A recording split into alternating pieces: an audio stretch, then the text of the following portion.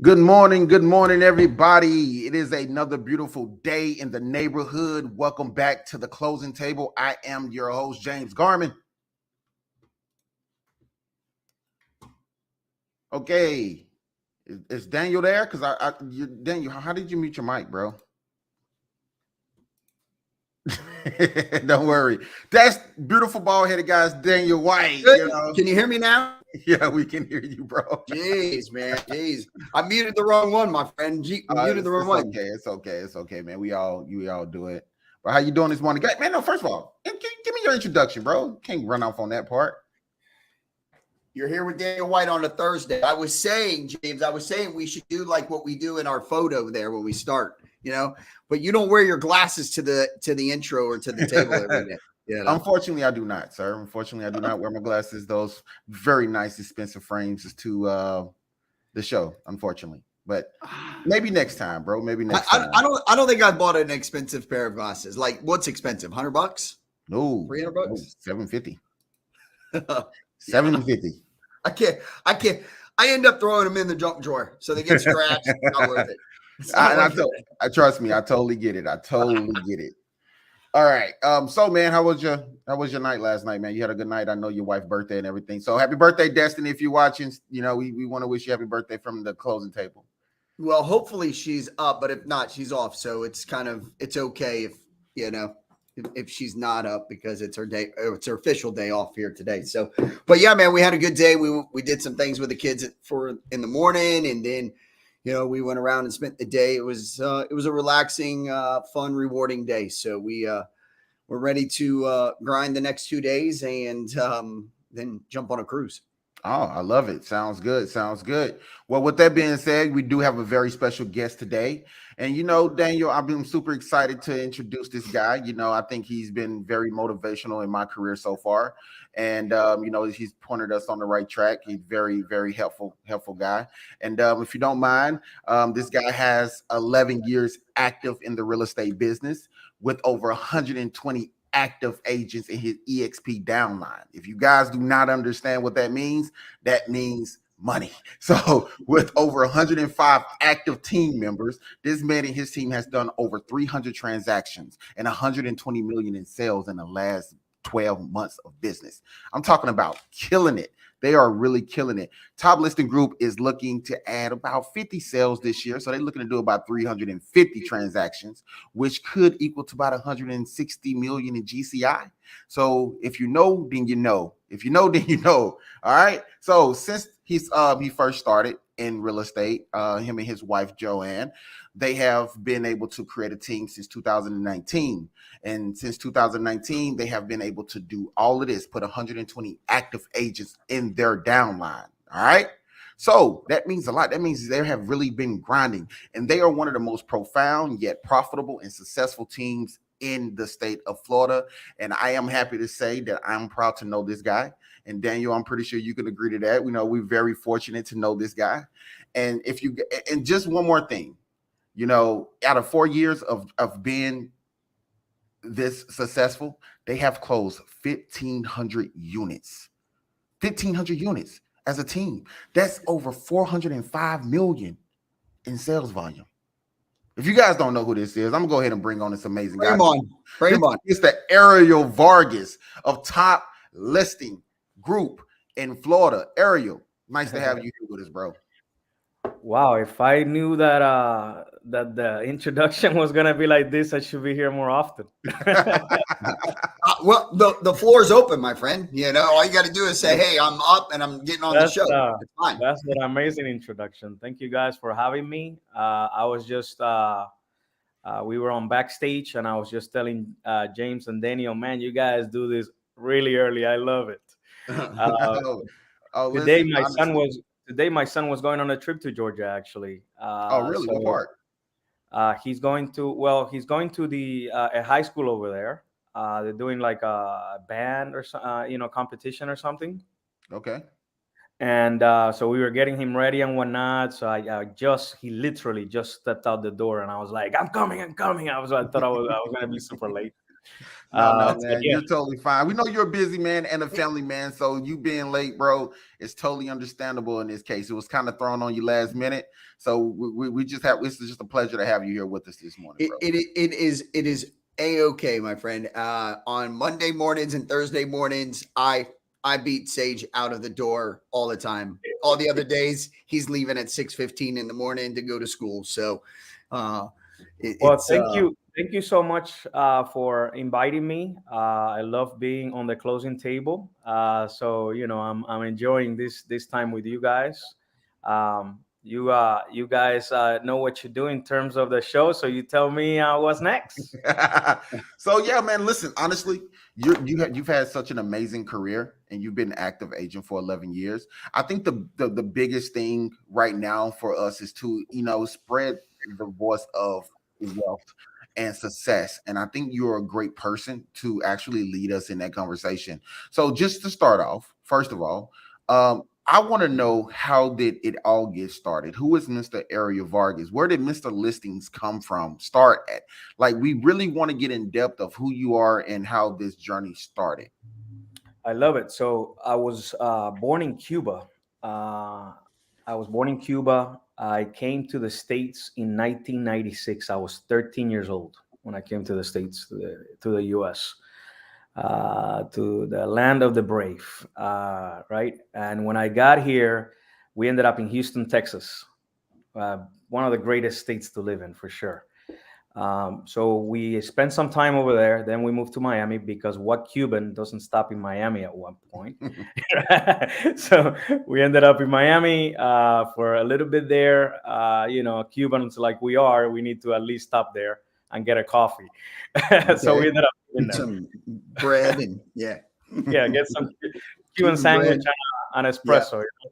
So we lived there for a little bit, and then we moved to Orlando in 1998. So we spent about a year in Texas, a year in Miami, and then we moved to Orlando. I was still a young kid. I was only 15 at that point. So I just basically rode along. My parents made the decision in moving, but it was the best decision ever because we've been in Central Florida since 1998 for quite a long time, and I started real estate when I was, well, first I started in the restaurant business. I was 16 years old when I started working at Sabaro. You know the pizza place? Yes, yes, yes. In the malls, that be in the malls. They just send us money this way since we're talking about. Yeah, you plugged them in, man. That's right. That's right. But anyways, I worked there for many, many years. I grew through the ranks, became the international training manager. I worked there for about 10 years. So I've only had two jobs, guys. It Oh, was really? yeah, it That's was crazy. that. Yeah, and then I started doing real estate. I started in property management first, and after I did property management, I went ahead and you guys are still here. Yes, we here. We got you on the main screen. You Okay, fine. awesome, awesome. And then after I did property management, I got into sales about 11 years ago. And when I got into sales, I got to tell you, for those agents out there, real estate sales, the very beginning, the first year and a half, and both of these guys can tell you that it's tough. You know, you have to have a lot of support. I tell everyone that starts in the business, when you're an agent, you have to have two things going for you. You have to have hunger and you have to have support. If you have one and you miss the other one, then you don't succeed. If you have a lot of support but you have no hunger, you're not going to make it in this business. If you have a lot of grind and grit and hunger, but you have no support, you're not going to make it on this business. And people don't, yeah, there you go, Daniel, with the hustle sign back there. People don't, and the grind on the other side and the execute on the other side. The reality is you have to have both goings, right? You have to be super hungry to succeed, and you have to have the support behind it. And honestly, in the beginning of my career, my first year, I didn't have the support. I had the hunger. Heck, I would put homes under contract and they'll fall apart because I didn't know how to operate after I got an inspection. I didn't know how to operate after I got an appraisal that didn't pass. It was a problem. I just didn't have the support. And to me, that bothered me so much that I started reading the contracts from top to bottom. I memorized every single addendum, memorized every contract, because I couldn't even get a hold of my broker back then. So that was a huge issue for me. And I started educating myself. So I had the grind, I had the grit, but I had very little education. And to me, that was a problem. So I started educating myself. I started basically tapping mentors, people that were in the business that have been doing it for quite some time. I would go to lunch with them, take them to lunch, take them to get a coffee, just really understanding everything. And then a lot of this, like the people watching this, I started doing this, a lot of research, watching people that do it all the time and that are very, very successful at it, and taking notes, taking golden nuggets, and I started implementing it. And the same way that you have that support and grind, you have to have two legs, right? Education and action. And if you don't put the things you learn into action, means nothing. So I would do that. Education, action, education, action. Because you can have one, two of the two, but if you don't have the other, it really doesn't matter. The exact same thing. If you're just getting education, we have agents that do that. Education, Yep. education, but you don't put it into action, then that's going to be an issue. And the other way around too, if all you do is action, yeah, awesome. You put it into action, but you don't educate yourself. You put homes under contract, you put properties under contract, but then you didn't educate it yourself enough, and you don't know what a polybuilding pipe is, right, Daniel? And you Yep. don't know what a Challenger and a Silvana and a Federal Pacific breaker box is. Right. If you don't start educating yourself, things will fall apart before you get to the closing table. So I go ahead, Daniel. No, Hey, no, no, Aaron, no. I want to just step back really quick, right? Because you said something about educate, action, and then you talked about getting a mentor, taking them to get a cup of coffee and stuff like that. So, right, there's a lot of new agents over the last 12 to 14 months here in the state of Florida. I'm pretty sure it's probably the same in Georgia as well, right? So everybody wanted to be a real estate agent. Everybody wanted to be a broker. It was so easy. It's not easy, ladies and gentlemen. It's not. That's why 2 of 3 of us are bald here, because of the real estate market, right? But my question for you, Ariel, is as a new agent that comes in that wants to get a mentor, how should he or she approach that interview? If there's a new agent that is walking down the street and they see Mr. Top Listing, if you scheduled that, if they come to you and say they want to have that coffee meeting, what are you looking from them? Well, I mean, go ahead. First of all, I respect that. The fact that they even approach me and they offer to take me to get coffee or whatever, just so that they can pick on my brain. So just based on that, I'm gonna say yes, just because I respect it so much. I think it speaks volumes of them, right? But yeah, that would be the very first approach, and come over. We have coffee. Pick on my brain, but more importantly, whatever I tell you, put it in action, because I did it. I went through it. I went through the difficulty of my first year. I think my first year I only closed like 3 transactions. So it's really, really tough the first year. So if you're a new agent looking for that mentor, don't only listen to the mentor, but more importantly, put whatever the mentor said into real action. Actually take the steps to put the things in place, and sign up with them in some aspects. Sometimes it's better to just go into a team setting or get those first few transactions done with an experienced agent that could be your mentor, and you see that your career will take off. Your career will definitely The take off. crazy thing about that as well is because I mean, I think a lot of us have the same starting point. I didn't have any idea about sales until I got into sales. I didn't understand how good I was in sales until I actually got into sales. but not that I was good when I first stepped in. I was horrible. Just what it is. I was, I was closed off, and like a lot of agents, they're going to be closed off, and they're not going to know how to express what they're trying to get across. But once I was able to surround myself around like-minded people who had experience, who had the know-how and the what to, I was able to pick up those little jewels, those elements, and people was able to help me go in the right direction. It wasn't my first year, it wasn't my second year, it wasn't until my third year where everything started to come together. So having a mentor, I must say, is very, very important. Having someone like Ariel to be your mentor was probably damn near impossible. He's so busy, he can't hold your hand like you would want him to. But just having I, an I don't hour, really know how I don't really know how I do it. Somehow I still mentor people.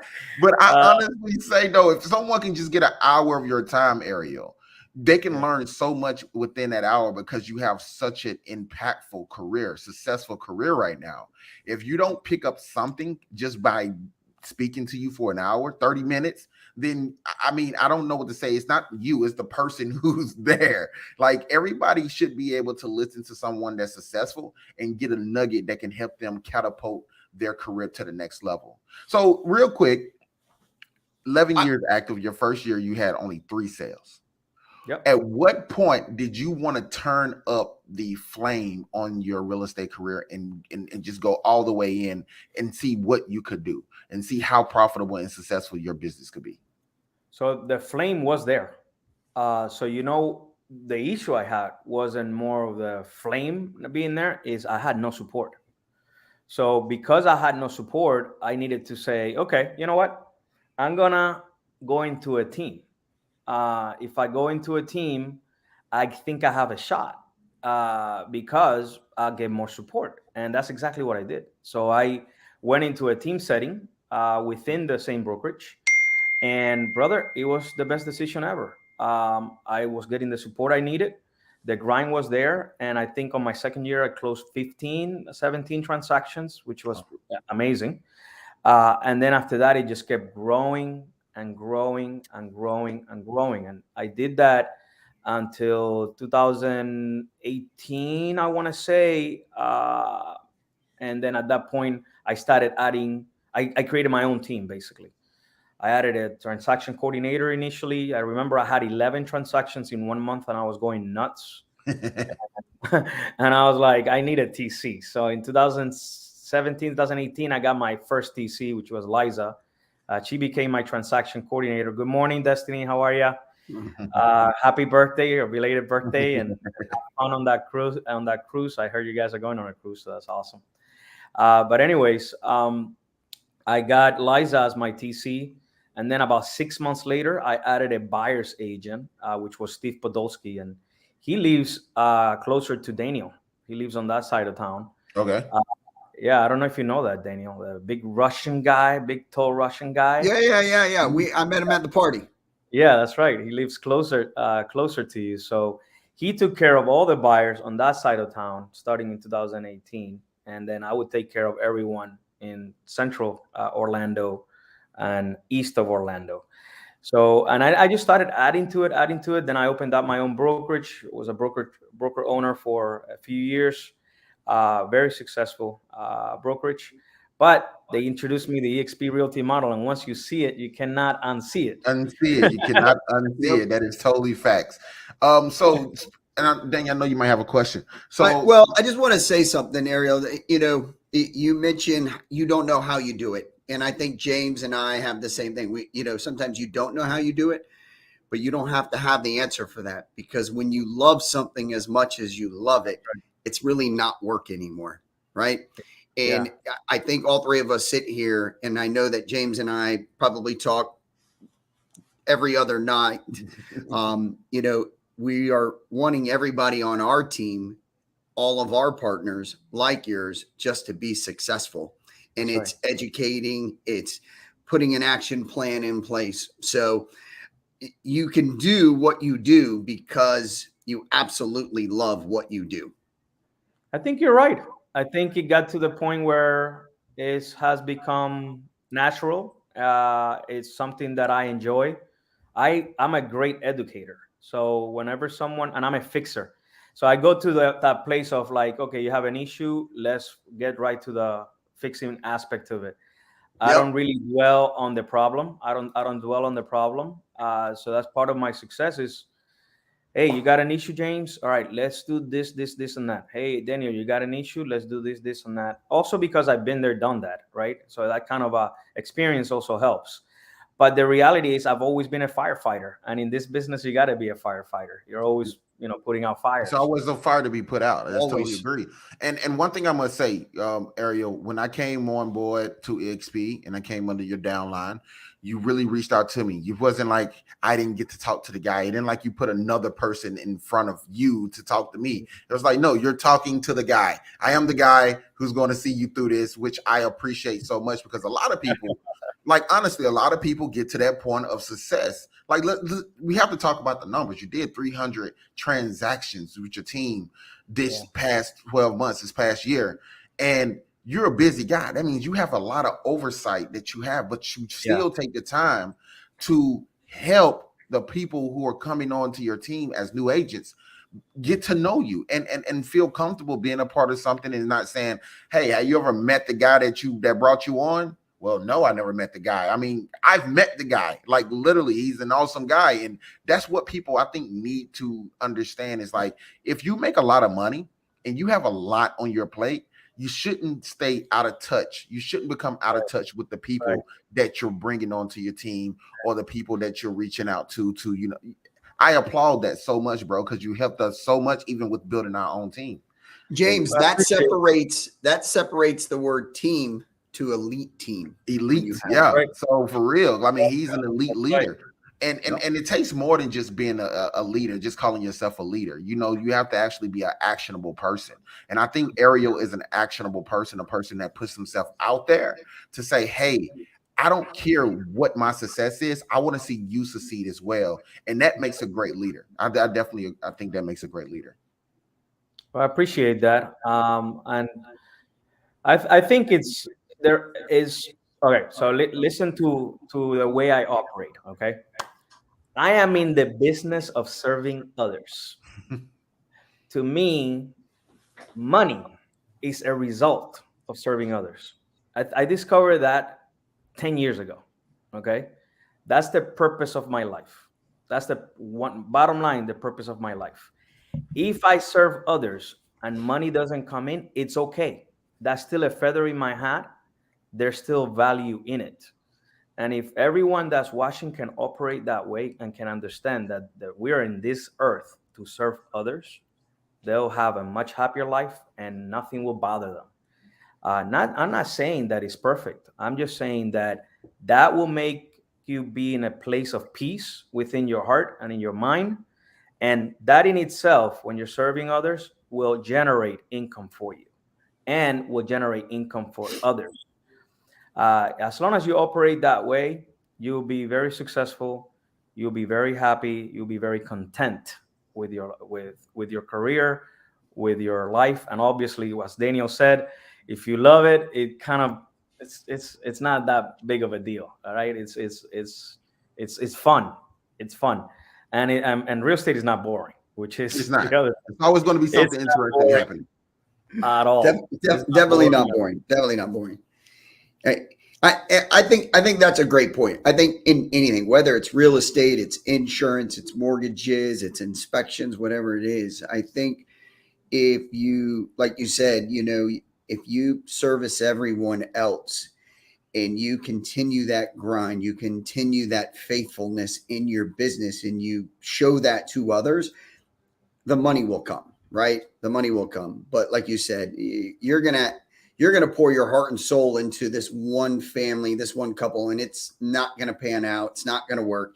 You're not gonna make any money. But at the end of the day, it still feels good that you did everything that you possibly could for them to make it happen. You tried to put out every single fire that came up and it didn't happen. But because you were honest to yourself, you did what you had to do, it's still rewarding.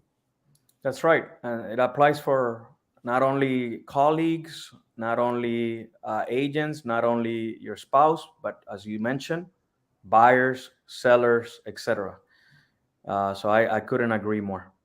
I So, couldn't other agree. than support, what is one of the most difficult obstacles you've had to face across when it comes to building what you're building right now? Because I know you're not done building. I know you have a goal to probably have 1,000 agents under you or whatnot. But what has been so far the hardest obstacle that you've had to face in growing the empire that you have grown? Well, I think to me is being okay with losing family members on the way. And what I mean by that is some team members, right? On the way. That's I always, because I have such a serving heart, it always bothers me because I feel like it's a family member leaving me, Right. because I treat everyone like their family.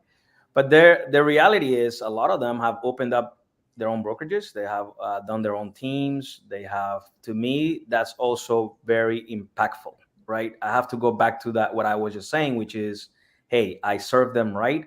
This is what God called me to do. So I'm okay with them doing that. And I need to like speak to myself and preach to myself, right? That isn't this what you have been talking about? So what's the problem? So that's been that has been a struggle. I cannot sit here and tell you that it hasn't been, because You have a big heart. That's like why. you're losing a partner, right? You're losing, what the heck. But I know that at the end of the day, I did my part in their life. In the I still getting I'm still in contact with them. Just the other day, I met with Liza. She was my very first TC. Now she has her own brokerage, and I helped her structure it. On the back end, so I needed to do all of that with her, all the packages, all the back end stuff, all the accounting. So I was doing that with her. So I still help out. Even though, obviously there's no incentive in when it comes to money. There's Right. an incentive right here, and that's good Right. enough for me. And And that's that's good enough awesome. for me. That's Yeah. great to hear because a lot of people don't understand, like you mentioned earlier, helping servicing other people can get you way farther than just looking for the notion of a dollar. And again, it's not trying to say that the whole goal is to gain power and do all of this, but with great ability comes great power, and with great power comes great reward. So you have to be responsible with all of it, right? You can't just go out here and do what you want because you feel powerful, you feel rich. No, you want to be serviceable. And I feel like that's one of the things that a lot of people fail to realize. There's a lot of agents out here who close a deal and they never reach out to their client again. They just happy they got their check, Yeah. and they don't even, reach out a week or two after closing. They don't That's see right. how's the house once the house is, purchased. They don't do any of that. They just, I got the check, I'm off to the club, I'm off to go shopping, and they're on to the next client, which I don't feel like is a way to build a proper brand. The best way to build a proper brand is brand recognition. And even after you close someone, you want to make sure your brand is recognizable by sending them mailers, by calling them, by putting stuff on their door, Text by dropping, message. Yep. yeah, even a little gift basket or something, just something to show them that you appreciate working with them, and if they need anything in the future, you're still here to help. Because a lot of times we have a closing, and after the closing, I'm pretty sure y'all experienced this way more than me. Y'all been in the game way longer, but the client will call you and ask you a question like, "Hey, dude, can you call the seller and find out if this and this?" I've witnessed agents be like, no, I don't. I can't get in touch with him. I don't know I don't know. Like, call the agent that helped you get the deal done and find out if you know. But they don't actually put that type of effort in, and that's come with servicing and being serviceable to your Mhm. client even Mhm. after you help them. Like, you don't want to just leave them out there hanging. So, with that being said, are you still actively servicing clients, or are you mostly just the business like No, minded believe it or person? not. By the way, great customer service goes a long way. I couldn't agree with you more. And people don't get that. Like, you just, if you service your client right, they'll always give you business. Repetitive business, they'll always give you referrals. So great customer service goes a long way in this business. That's how I built my business. But no, yes, James, I still do sales. Mainly sellers now, mainly sellers, and most of my buyers, I do it with a team member from the team. So, but yeah, I still do sales. I still do stay top of mind through the KB Core, through our CRM. I still send out Christmas gifts at the end of the year. It could be something small. I've done like the little pop-ups on the phones. I've done the little ring on the phone. I've done the ornaments. I've done cutting boards. I've done all kinds of stuff. Just something that's not very expensive, because it's a lot of people that I'm sending it to now. But yeah, I definitely stay top of mind. There are how many holidays in the year, guys? Like Too many to keep up with. They keep adding I them. They mean, keep all adding you have holidays. to exactly. There's like 37 holidays. That's 37 times I can talk to them. I mean, it really is. If you Yeah. think about it, it's not that hard, you know. And we have the software to do the text message and the emails, even if you don't have time to call. But yeah, I do stay top of mind still. I still get referrals from it, and it has worked like a charm. Oh, awesome. Well, that's a jewel right there. I think March 9th should be a holiday. The three of us get on the Oh on the yeah, YouTube channel it every is March March On the 9th, 9th, right? closing table. Yes, I would agree with that. I right? would agree with that. Ariel, real quick, I wrote down a whole bunch of questions here, just thinking about this interview and how we can help new agents coming to the game, right? And we kind of touched on it here when we talked about partners leaving us and opening up their own brokerages and keeping those relationships and everything open. When you have a failure, whatever your failure may be, right? If it's not making the deal happen, not negotiating between another broker and yourself to who's going to pay for what, is somebody going to fix it and stuff like that. How do you deal with those failures? And I'm sure over the last 11 years, you've had a couple that kind of stick in your head still. Like I know that I do. And I'm like, man, what could I have done different? What can I do here? How do you handle that? How do I handle failures, right? Is that what you're Yep. asking? Yep. Well, to be honest, I like to move on, man. I don't dwell on it. I go back to the being the fixer, right? So it's like, all right, so I could have done this, but I'm not gonna dwell on it. I'm gonna move on. I am not one of those that uh, just overthink things. I don't overanalyze. I don't overthink. I just tend to, whenever I have a situation, we could have handled it this way. If it's a team member, if it's my kid, if it's whoever it is, if it's a spousal situation, my wife, we discuss it, we talk about it, and then we move on. I am big at moving on. I am big at second chances. I am big at not beating myself over it. But I do learn from it, and I try to avoid making the same mistake by going to my fixing mode, right? The firefighting mode. Okay. Next time a situation like this happens, we're gonna approach it differently. This, and that. But I do not stay on it too long. I I mean, I can't agree with you more. Like my wife yeah. and kids say the same thing to me all the time. They're like, Dad, why don't you get upset about those things? And I'm like, look, I can't lose 5 or 10 minutes dwelling on something that's negative that could impact me even more down the road. Like you must move on, right? Life goes on. So look at what happened, the situation, figure it out, plan for it better for the next time that it potentially comes up. And I think I get yelled at more because I'm like, man, I don't get upset. I don't get mad. Like, it's just move on. My wife gets really mad at me, Ariel. I don't know about your wife, but my wife gets really mad at me. And again, I don't know if it's just But all we our don't have wives, anything. but my wife go through the same notion. If I can't properly help her fix something on her darn computer, she's looking at me like I've just killed her whole vibe. So I Be mean, careful. She's washing, James. Be careful. yeah, She's washing. bro, I'm telling you. So I mean, overall, I think He locks the door downstairs. it's locked now, bro. I don't know what I she's know. on this morning. So just I'm about to let her call me from afar. But from her messaging here, she seemed like she woke up on the right side of the bed. So, but overall, I totally agree with you guys. When it comes to failures, I used to have a hard time accepting what I would consider mistakes. I used to dawn on it so long, like what could I have done better? What can I have done better? But what I realized is that the reason why I used to dawn on those mistakes is because I didn't have enough going on.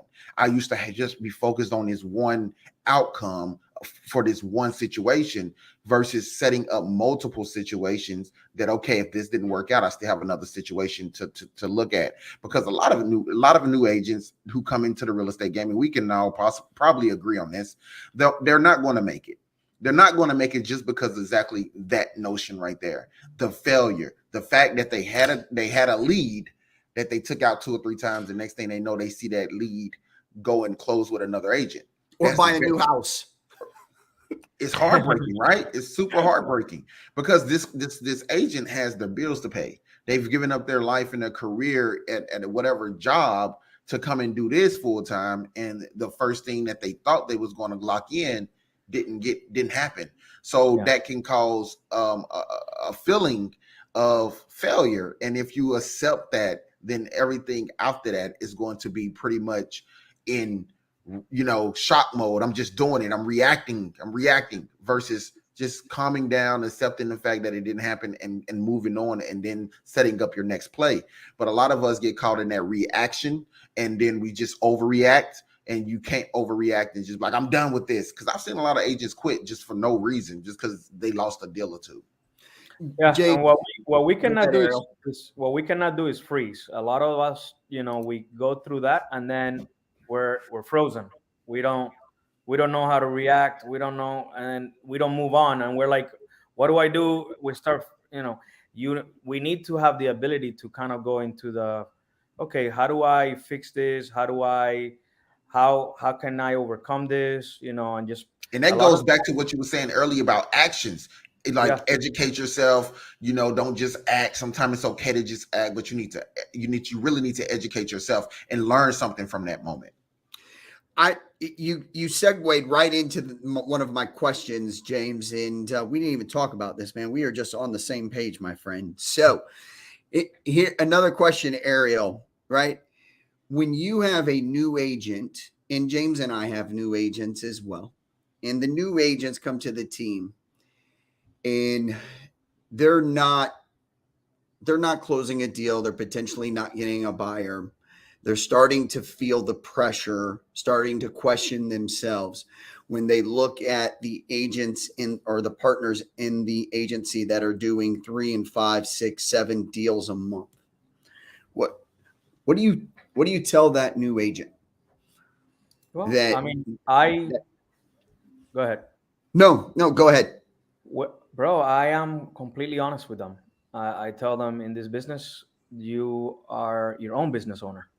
And the more you pour into your business, the more it gives you back. And that means time, discipline. That means not giving up. That means uh, uh, an actual marketing budget where you spend money to get new clients. That means you treat it like a business. And if you're not treating it like a business, it's going to give you back, just like if you're not treating your business, right? So if I opened up a pizzeria and I don't buy the dough or buy the water and the flour to do the dough, if I don't market myself with flyers and social media, no one's gonna come visit the pizzeria, and that's just how it is. That's your real estate business. You have a DVPR license. You have the same license that any other business out there will have, except it happens to be in your house. That's the beauty of it. But it's a very profitable business, and it's very little to get a kick started. But after that, it's on you, and we can give you the support and the tools. But if you don't have the grind and the grit and the hunger, you're gonna suffer through it the first 2-3 years. It's when you snap out of that, uh, mode of being an employee and being an employer, because you could be an employer when you're a licensee. It just changes. That trajectory changes at that point. So I would tell a new agent, number one, do not give up. This is not a sprint. This is a marathon. Okay, you cannot give up. You have to continue to be disciplined. Number two, You need to have a budget in place, just like any other business.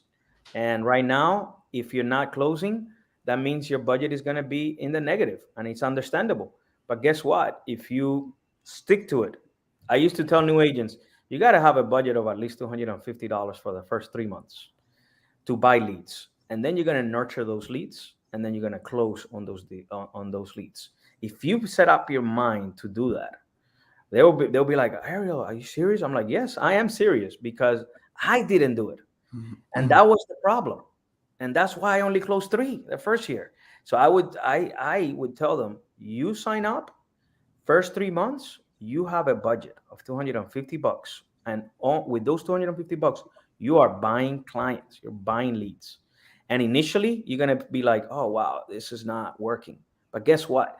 If you continue to call those people, if you continue to put them on a long-term campaign, you're going to be very surprised what the 3rd month is going to look like. You're going to be surprised what the 5th month is going to look like and beyond. And then it's a snowball effect. Once you do that consistently and you continue to do it and continue to do it and continue to do it and continue to do it, it just grows and grows and grows like a snowball.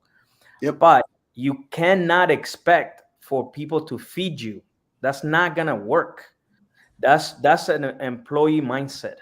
You need to have a leader mindset, not a follower mindset. You need to have an employer mindset. You, as an agent, can have your own. Your license could be an LLC. It could be a PA. You know what that means? It means you can have employees. You can have a 401k. You can have. You can buy insurance through the LLC. You are an employer, and once you get that mindset going, okay, I am my own boss. I am my own leader. Even if I'm in a team setting, I'm still my own boss. Mhm. Things will start changing. Things will start changing.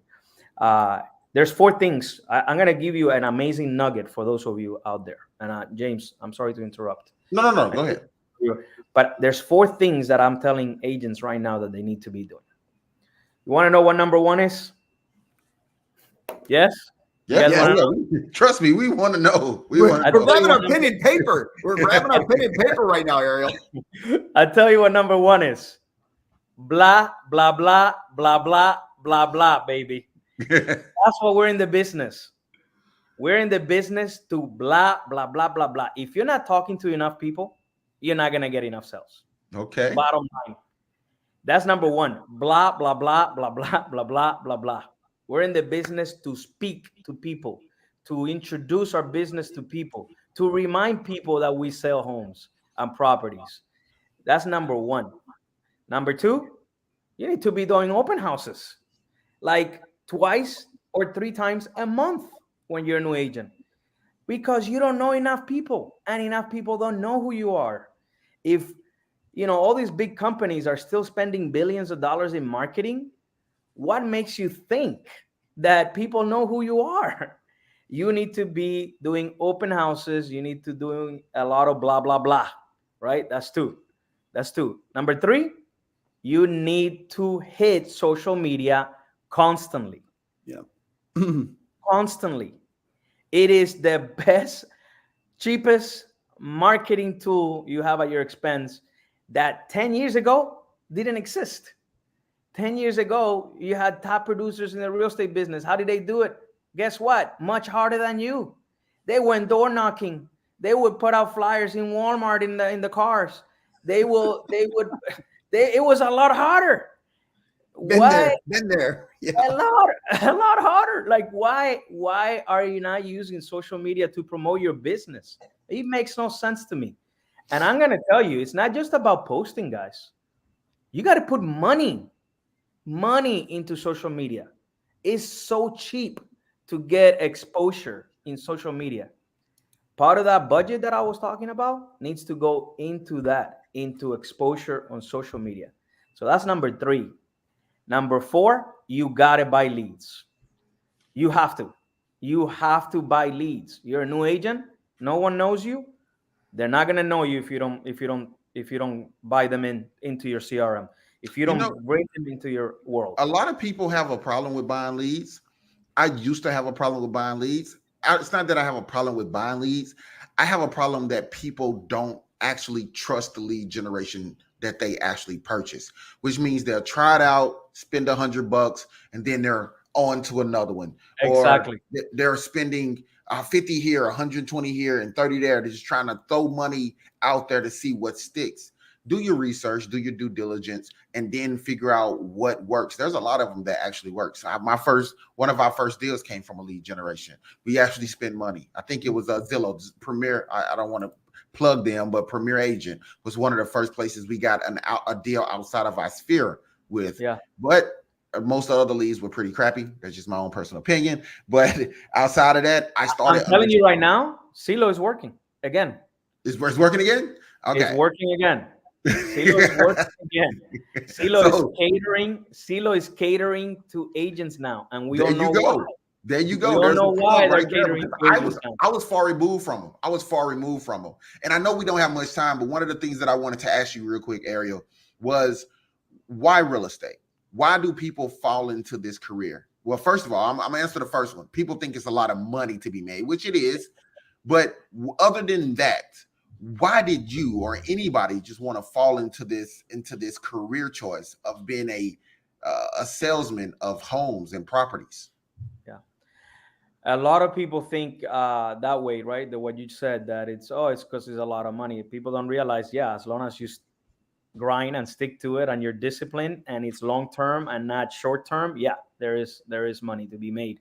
It's not easy in the beginning, but if you stick to it, there's a humongous amount of possibilities for you. Why did I get into it, bro? I was tired of being somebody else's employee. I'm gonna be honest with you. I wanted to be my own boss, right? I wanted to be my own boss. I did not want to be an employee, didn't want to be in the corporate world anymore. And I was successful. Don't get me wrong. I was making six digits back then, and there's a lot of money back then. But I was tired of uh, the 9 to 5 and not having the flexibility to see my kids grow. I remember my last year, I spent 75 days away from home because I traveled so much. Out of 1 year, 75 days away from my house. I mean, it was crazy. So I wanted to have the flexibility for my schedule. Funny enough, now it's like I'm the corporate guy now. I'm there every day from 9 to 5. When you Like truly own your business, you are there more yeah, than you are 9 to 5. exactly. Yeah. I wanted the But it doesn't flexibility. feel like work because again, we love what we do. So Exactly. It's funny, right? You try to get off of it, but what you're trying to do is really becoming the owner of Owner. whatever it is. The owner of your own domain, whatever that may be, and that actually adds more work.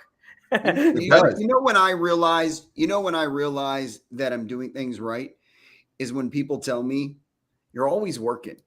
Yeah. And I look at it as no, I'm not. I'm having a lot of fun and I'm enjoying what I do. I wish and hope that you get there. You get there, right? Because right now, especially as a new agent, you start off struggling, and that's a lot of work to start building. But once it's actually flourishing and it's actually growing, it's a play now. It's feel like you're just doing what you love to do, like Daniel just said.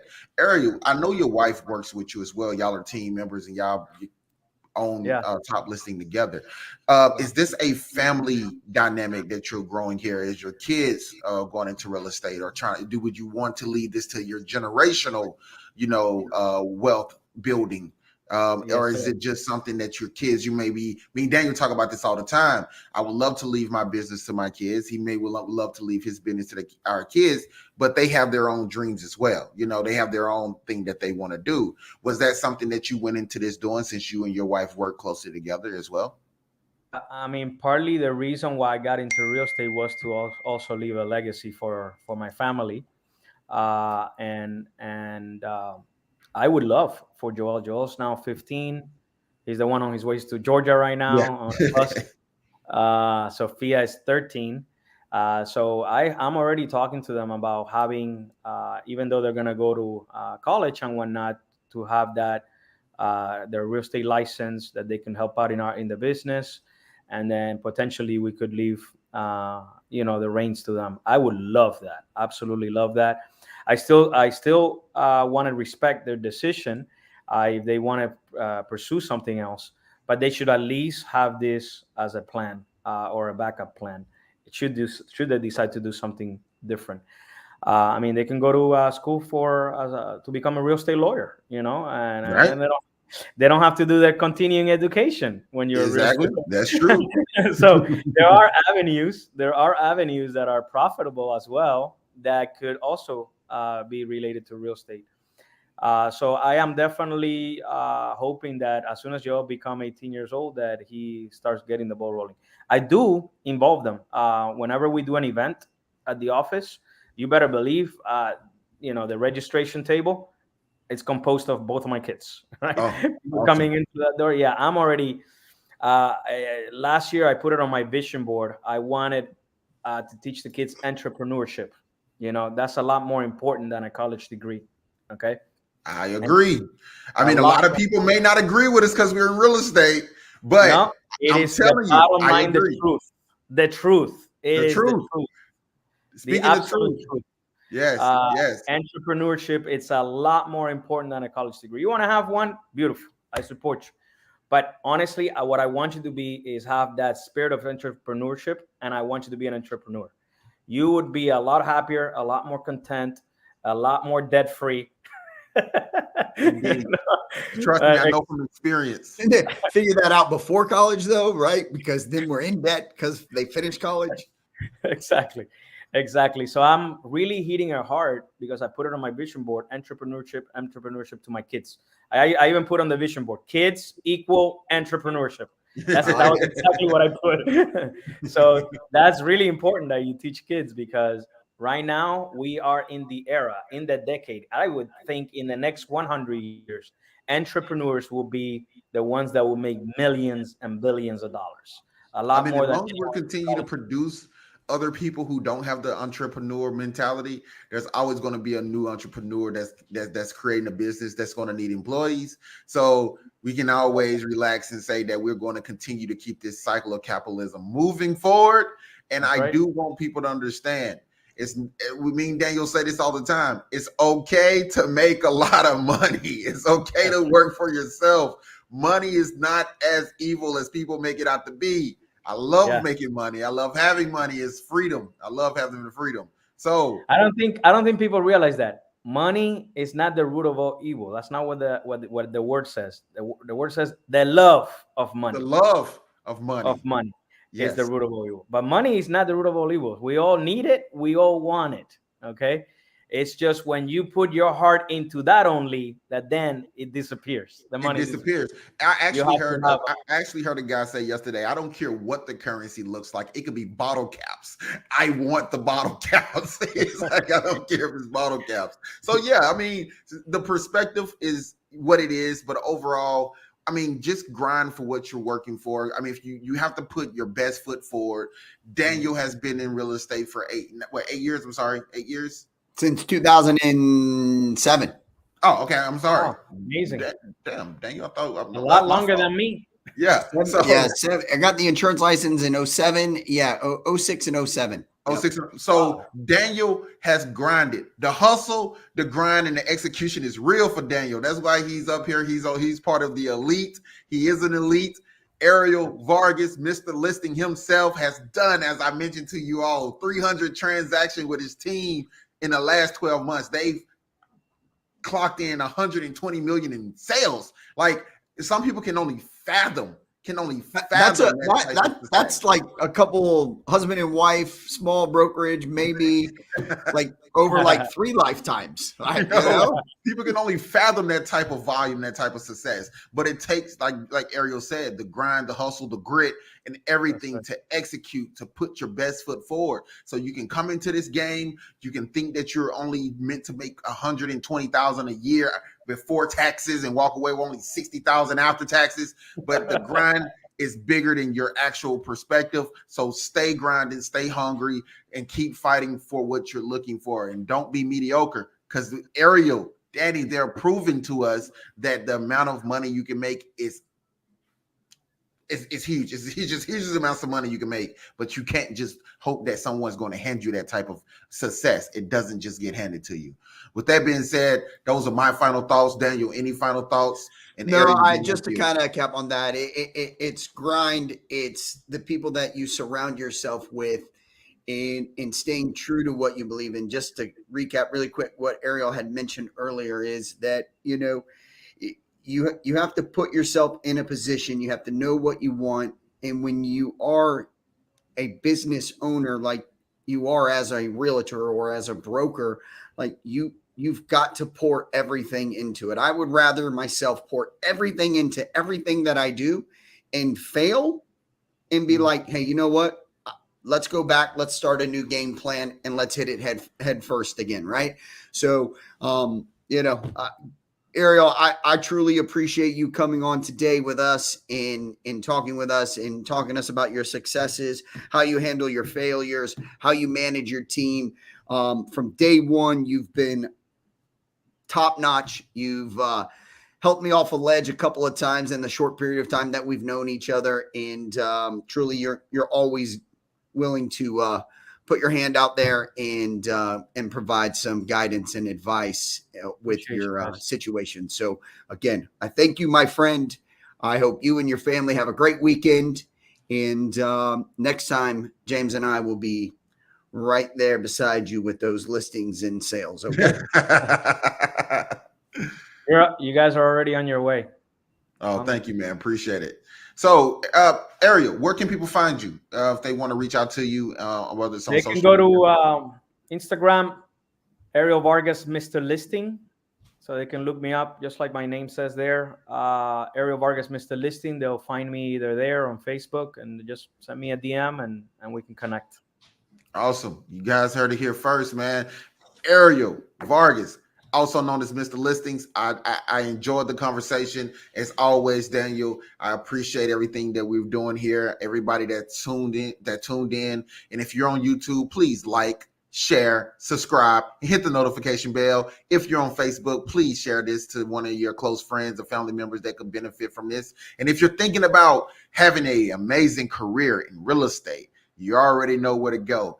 Either Elite Listing Group or Top Listing Group. Either way, we're going to get in touch with them. Get in touch with them. James Garman, Daniel White, the Elite Listing Group in Georgia and Florida. They're amazing. So you guys should definitely connect.